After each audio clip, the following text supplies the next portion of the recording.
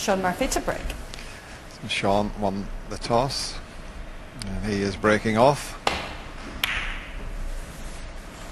Always important to get a good break-off shot in a one-frame match, and that's pretty good.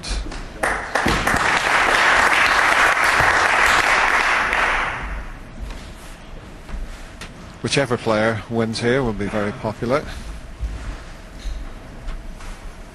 And a new name on the trophy, of course. And always nice to have that on your CV, Pop Like Champion.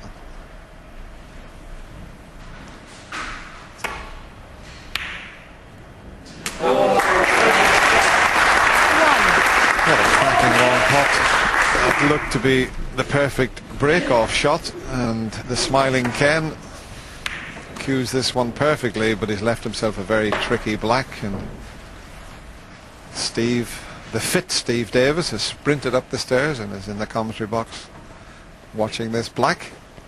3 flights. Beautiful shot.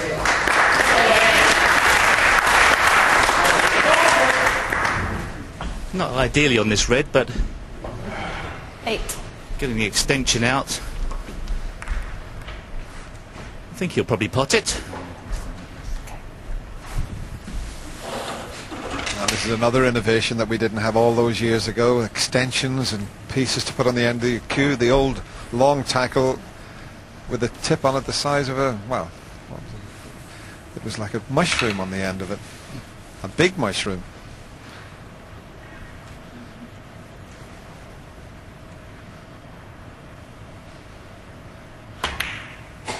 Ooh.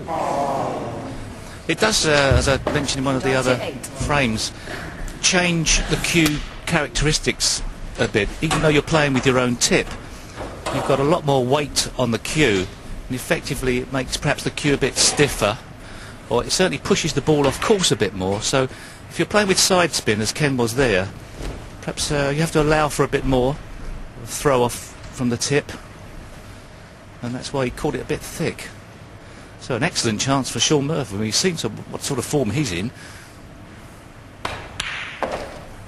1. This was in a long frame match. You'd be talking about a frame winning opportunity, or certainly Willie would be, if he didn't have other things on his mind at this moment, like getting nervous for his dancing debut. How long's he got to go before he must be getting nervous now? I know we're talking about something that's not what we're showing here. Willie's dancing. When's it starting? 6:15 this evening, and we can't wait to see him. BBC One. They'll be doing a dress rehearsal now, and he'll be pretty nervous at that. But meanwhile, there's, even though it's relaxed here, still a little bit of tension in this final here. The crowd certainly have enjoyed it. It's been very relaxed. Well, the lunch was free. That does help, doesn't it? 7. People ask me, do I still play these days? I said, Stan Boardman says, the only time I go to the table these days is to have my dinner. Now, key shot coming up. He can open the reds up here.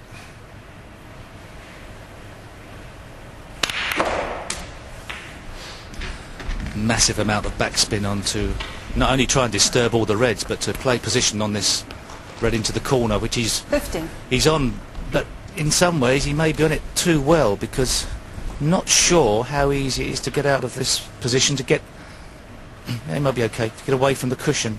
Perhaps he can run through off 2 cushions. Yes, he's okay here. 16.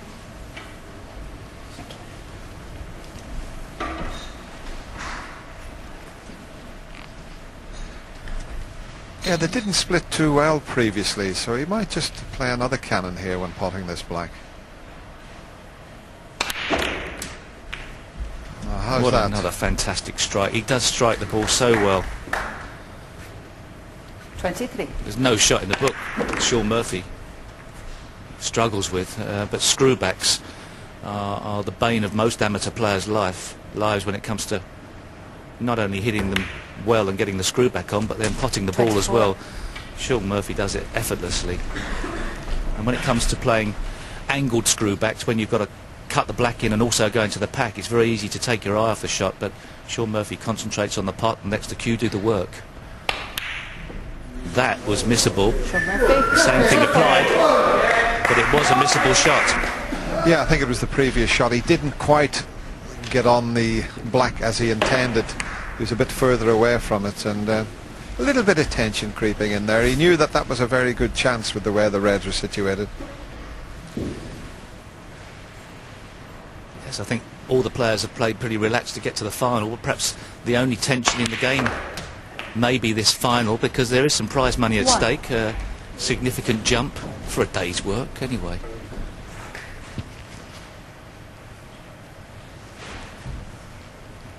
I'd love to tell you what it is, but I'm not absolutely sure. I think what happened, Steve, the winner gets £7,000, so it is a frame of snooker worth at least 4,000.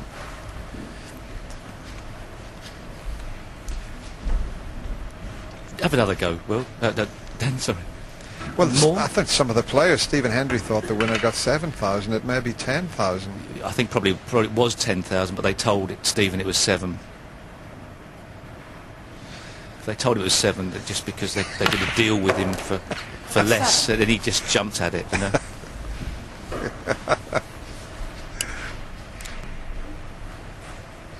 But of course it's nothing to having that pot black trophy on your mantelpiece, is it?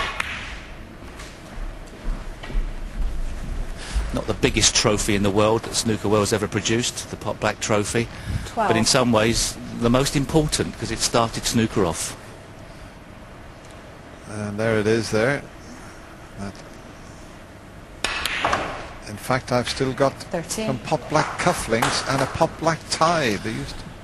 I melted my cufflinks down.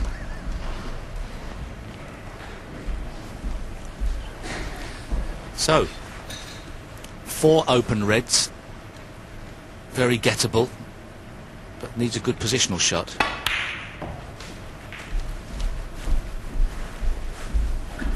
It's going to be interesting with these remaining reds on the side cushion. 60. It could go down to the colours, this particular frame. It would be fitting to have a pot black final that had a bit of tension on the colours in it. Yeah, of course, last year, the 17. final, Mark Williams made a century break to win the final. Only the 3rd ever made in the history of pot black. Eddie Cholton made one, I believe. 110. Steady Eddie, yeah. Don't know how long it took, Steve, but he did make one. It was about a day, I think it took.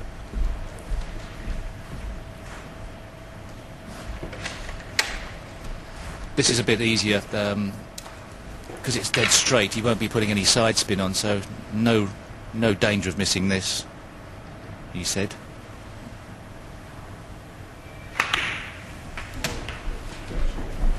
Where is the pink spot there? Is there enough room? I think there's just enough room, so it might tie the pink up a little bit here. Black still in a potable position. 23. The pink slightly out of commission here.